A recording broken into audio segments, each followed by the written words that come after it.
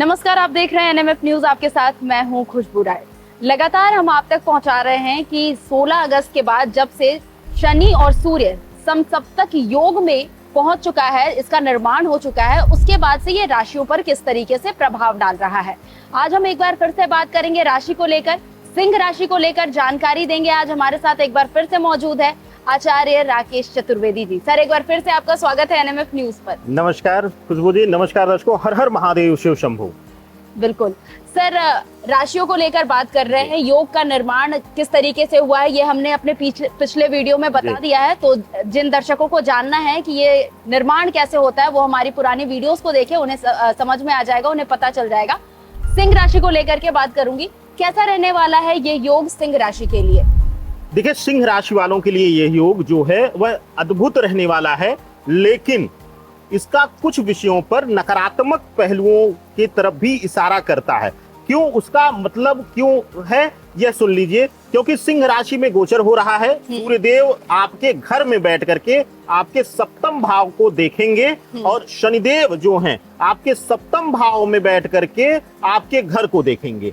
तो ऐसी स्थितियों में आपके पार्टनर यानी कि आपके पार्टनरशिप या आपके पार्टनर के द्वारा आपका सीधा जीवन प्रभावित होने जैसा संकेत मिल रहा है। तो उतार और चढ़ाव दोनों का सामना करना पड़ेगा, लेकिन ज्यादातर विषयों में शुभतापूर्ण ही यह समसप्तक योग फलित हो रहा है। खुशबू जी, चलिए, तो शुरुआत में ही आपने गुड न्यूज दे दिया है सिंह राशि वालों के लिए, तो अब पूरी वीडियो को देखिए और जानिए कि किस तरीके से यह आपके लिए लाभकारी होने वाला है। स्वास्थ्य को लेकर जानना चाहूंगी आचार्य जी कि स्वास्थ्य कैसा रहने वाला है इन एक महीने के दरमियान सिंह राशि वालों का? देखिए, सूर्य आपके ही घर में बैठा यानी लग्न में बैठा हुआ है, स्वग्रही होकर बैठा हुआ है, यानी कि अपने ही घर का सूर्य है। तो ऐसी स्थिति में यह समसप्तक योग स्वास्थ्य के लिहाज से अद्भुत चमत्कारी लाभ दे रहा है।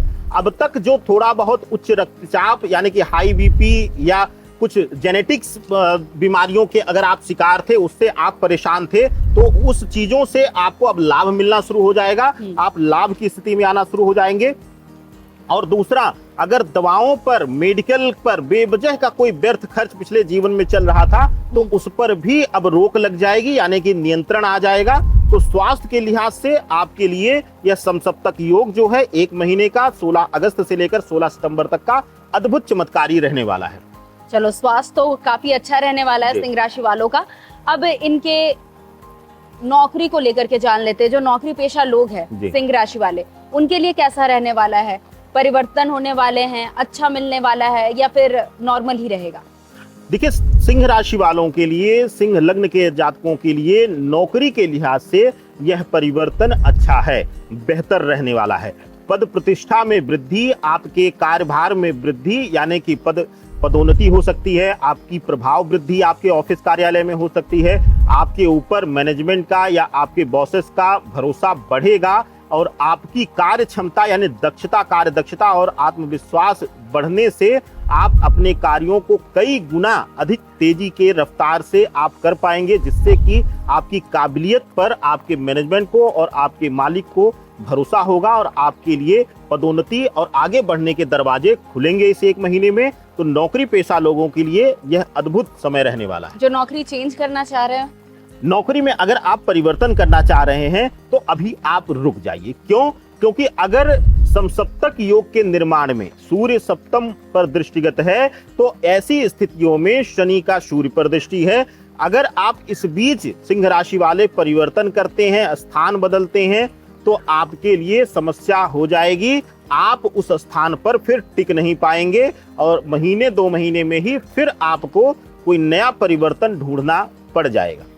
चलिए, तो मतलब जो सोच रहे थे कि नौकरी उन्हें चेंज करनी चाहिए, उनको थोड़ा ठहरना पड़ेगा। बिल्कुल। लेकिन जो नौकरी कर रहे हैं, जहां पर है वहां पर उन्हें वृद्धि मिलेगी।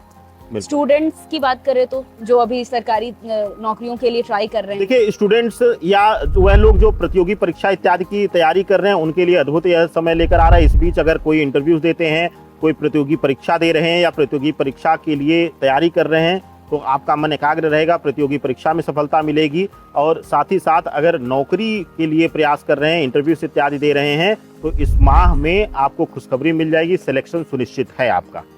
व्यापारियों के लिए जानना चाहूंगी, उनका व्यापार कैसा रहने वाला है? देखिए खुशबू जी, व्यापारी बंधुओं के लिए यह गोचर जो है, अगर सिर्फ साझा व्यापार को छोड़ दिया जाए, कहीं भी जहां भी पार्टनरशिप होगी, जहां भी पार्टनर्स का इन्वॉल्वेशन होगा, उस व्यापार में उठापटक देखने को मिलेगी। यानी कि तनाव तकरार, वो भी सिर्फ पार्टनरशिप के बीच, पार्टनर्स के बीच आपको देखने को मिलेगी। ओवरऑल व्यापारियों के लिए भी यह जो समय है, यह जो कालखंड है इस योग निर्माण का, यह जाने वाला है शुभतापूर्ण। लेकिन अगर पार्टनरशिप में है तो थोड़ा सा अपने पार्टनर के साथ बॉन्डिंग को मजबूत करके चलिए, नहीं तो पार्टनरशिप टूट सकती है या फिर दरारें पड़ने से व्यापार में भी दिक्कत आ जाएगी।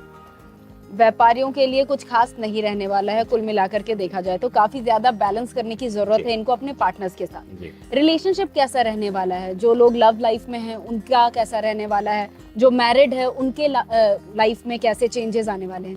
देखिए, कपल्स के लिए ध्यान देने की जरूरत है, खास करके पहले वह लोग जो लव रिलेशनशिप में हैं। खुशबू जी, अगर लव रिलेशनशिप में हैं आप, तो आप देखेंगे कि पार्टनर का, आपके जो भी, आप अगर सिंह लग्न सिंह राशि के हैं तो आप देखेंगे कि आपके पार्टनर का जो बिहेवियर है, जो व्यवहार है, वह इस बीच बड़ा हठी हो जाएगा, यानी कि जिद्दी स्वभाव हो जाएगा।